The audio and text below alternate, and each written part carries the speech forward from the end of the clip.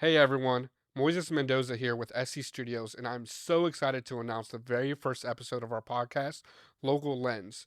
This podcast is really a feature on people in the local community who inspire me, who I felt have accomplished a lot of amazing things, or I think the community just needs to know better or have more awareness about. Today's episode, our very first episode ever, is with a great friend and somebody who has motivated me significantly, Johnny Knight. Johnny, how are you? Go ahead and introduce yourself because I don't think I could do it justice. Hey, Moy, I'm doing good, and thanks for having me on the show. Everybody, my name is Johnny Knight. I'm a local realtor here in Martinsburg, West Virginia. I've been in the business for 6 years, and I'm honored to have the opportunity to speak to you on your first podcast. I appreciate that. Yeah, we'll see what happens. The format is we discuss some of the questions we're going to talk about, but I want this to be an open, authentic conversation. So we're not sure where this could go, but we'll just do our best to make sure that the conversation flows really smoothly. So one of the very first things I want to talk about is Sprint. The phone plays. Now, a lot of people are probably like, when they're hearing this, why is he talking about Sprint? So, talk to us about the significance with Sprint with you. Yeah. So, if anyone doesn't recognize me, I started my career in West Virginia at the Martinsburg Sprint store. I came from Pennsylvania. I had a background in hospitality, worked at a couple hotels, Hershey Entertainment Resorts. And when I came to West Virginia, I was looking for employment, and the only place that would hire me was the Sprint store. So I started at the Sprint store in Hagerstown, Maryland, but eventually made my way here to Martinsburg. Um, Sprint was a place where I was able to make a lot of connections and a lot of friendships.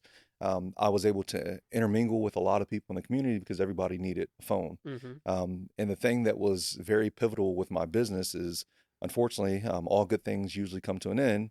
And because of some things that kind of transpired, I was able to take a leap of faith. One of my managers, it distinctly stands out to me. He used to always say I took too long with my customers, and I can't lie, I did. I used to always have conversations with them and get to know them. If you came in and said you wanted a phone, I wasn't just going to just hand you an iPhone. You I'd weren't say, just trying okay, to sell stuff. yeah, I wasn't trying to sell stuff. I was building relationships. I was building friendships. And as a result, I was able to kind of build up clients that would sit in the store all day waiting for me.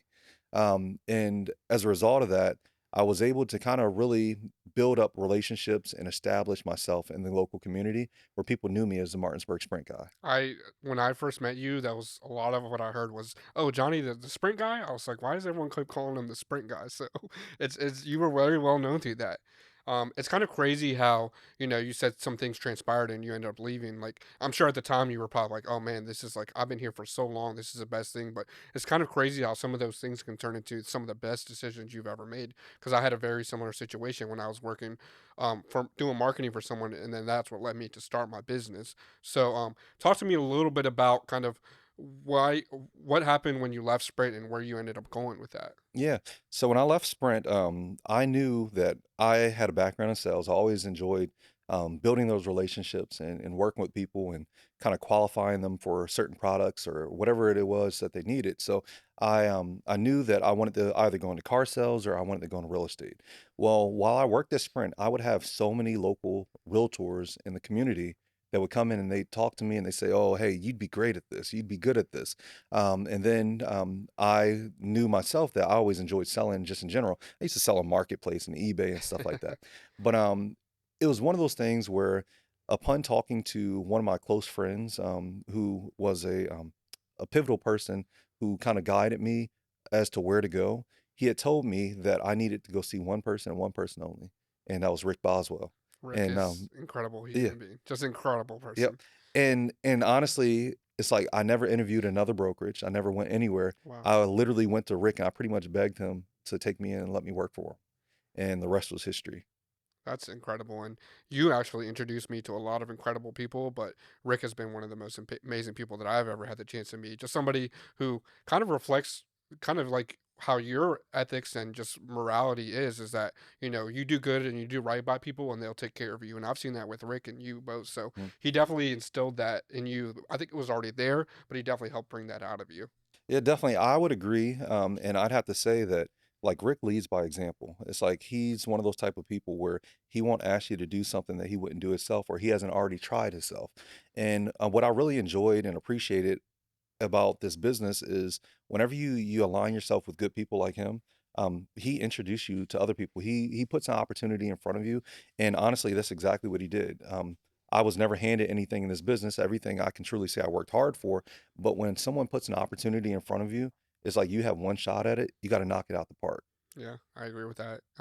And going back to your career in real estate, I mean, that's kind of how we met.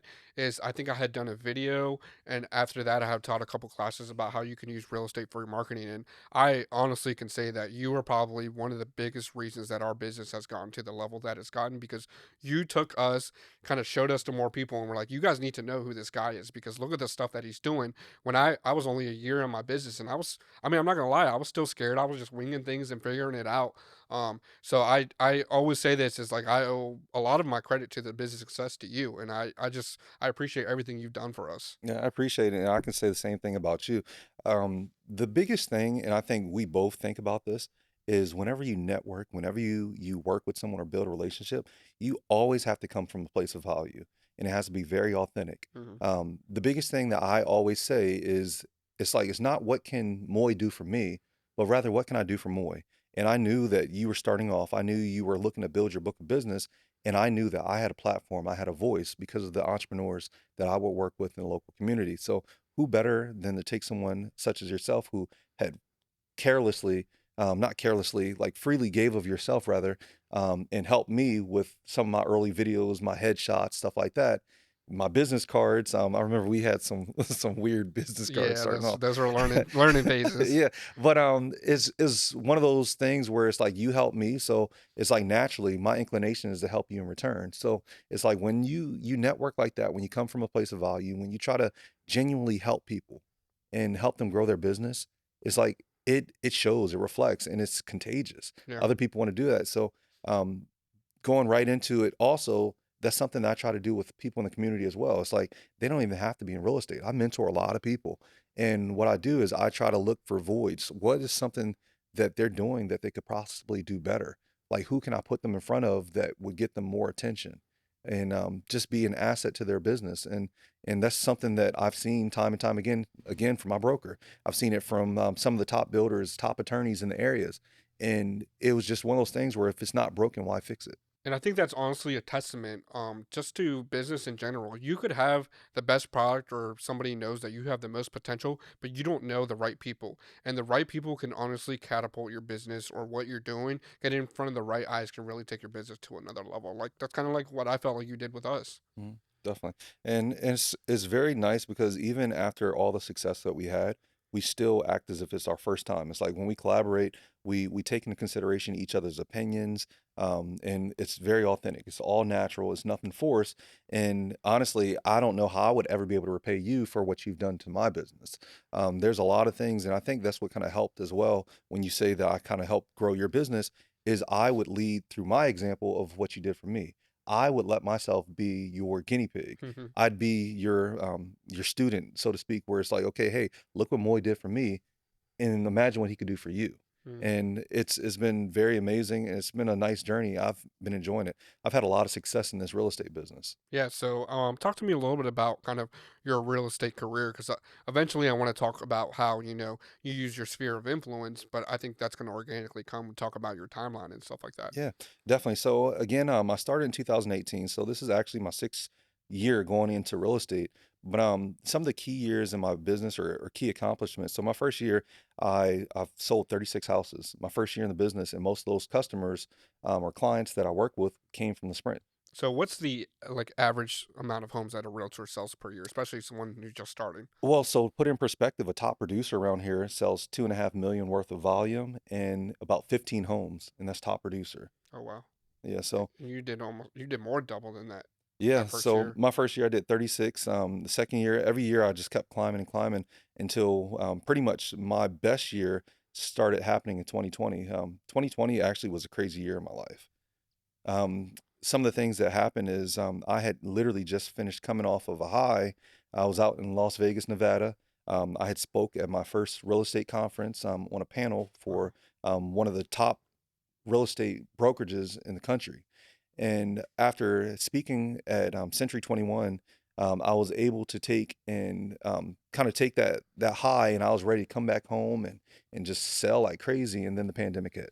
Yeah. Yeah, so Crazy time for everyone, especially oh realtors. I can. yeah, and it was a crazy time for everyone, but what made my situation even crazier is I lost my father in April 2020. Wow. And honestly, that was probably the hardest thing that I ever dealt with in my life.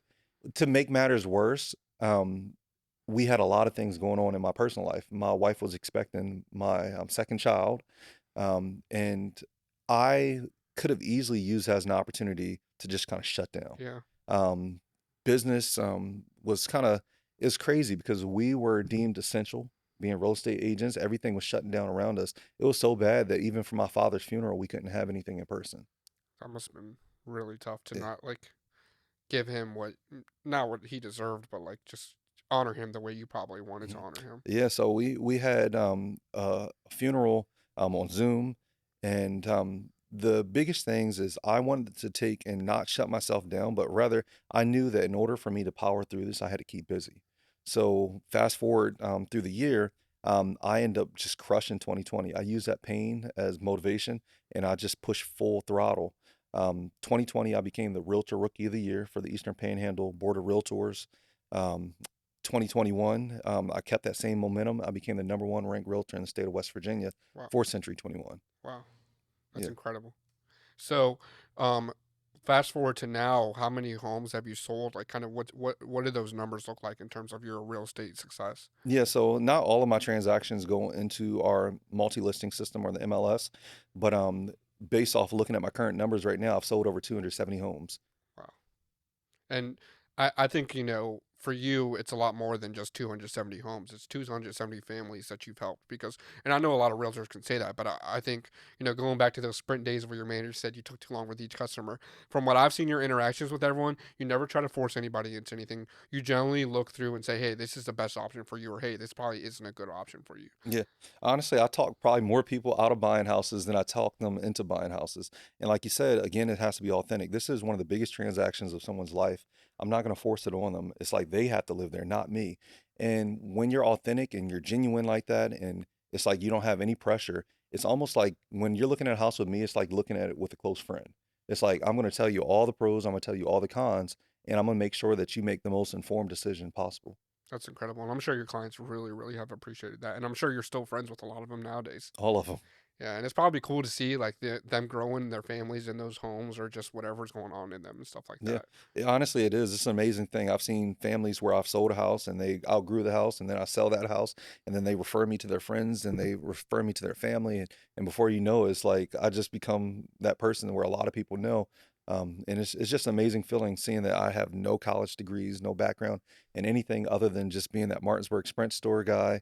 Worked at a couple hotels, Hershey Entertainment, and here I am today. Well, like you said, hospitality. I mean, that sounds like it's what you are and who you've been this entire time, Yeah. and it just evolved into other different things. Yeah, and honestly, I think the biggest key to any successful business is relationships. Hmm. We all know that it's about relationships, and I always say if you focus on the relationships, the transactions will come naturally. Yeah, and I think that's something else that I really want to touch on with you that I've noticed is that you're just very authentic.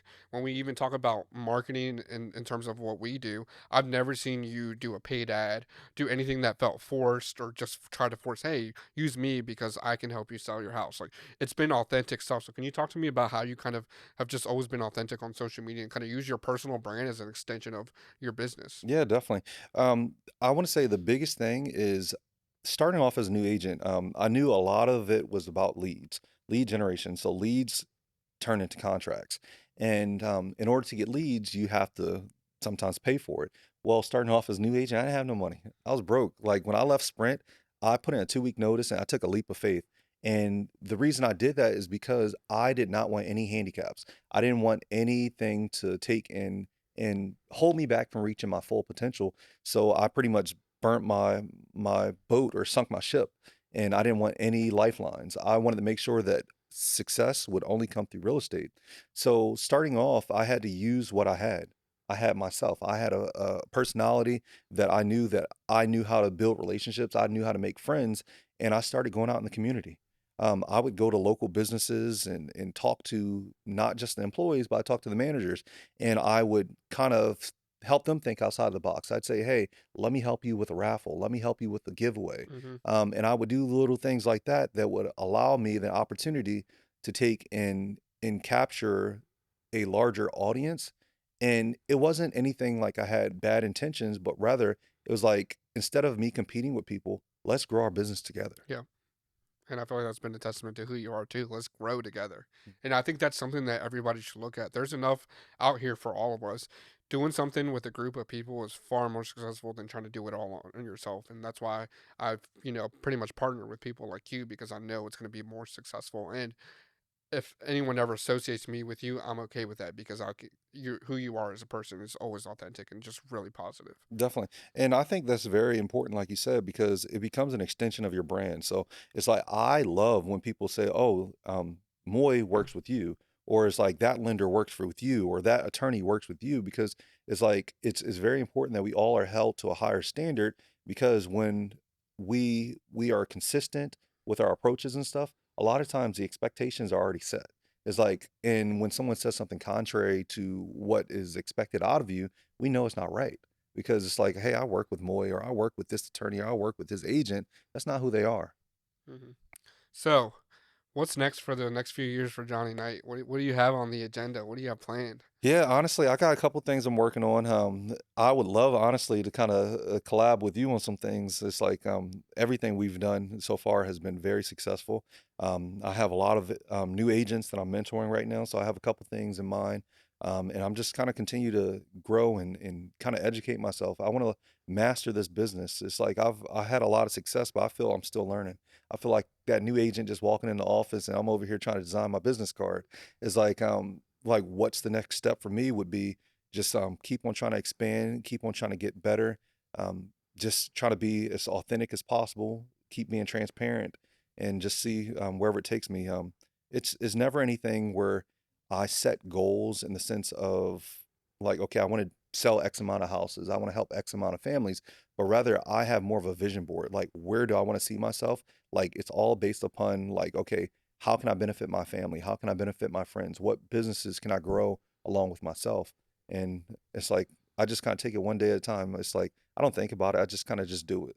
I love that. And I think it's important to embrace your community no matter how large your business or you get. I mean, I think something that I've seen you do and that we always do is we try to find those up and coming businesses that don't have the platform or anything. And we try to help them propel themselves into our local community because we do have followings. And I think it's important to give them an opportunity to shine as well. And I think that's one of the most important things you can do when you have a platform is showcase those people who need that type of coverage and who need to be shown to everyone else. Definitely, yeah.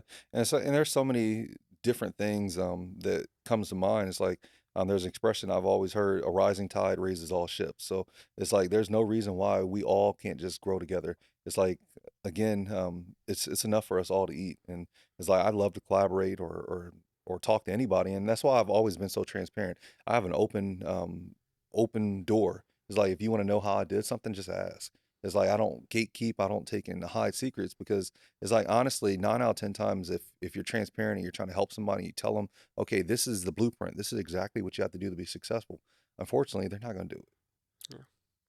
Well, Johnny, I really appreciate you coming today. I really love everything you spoke about, and I think it's a real. I think they're gonna get to see an authentic version of you, which I'm sure people see anyways. Awesome.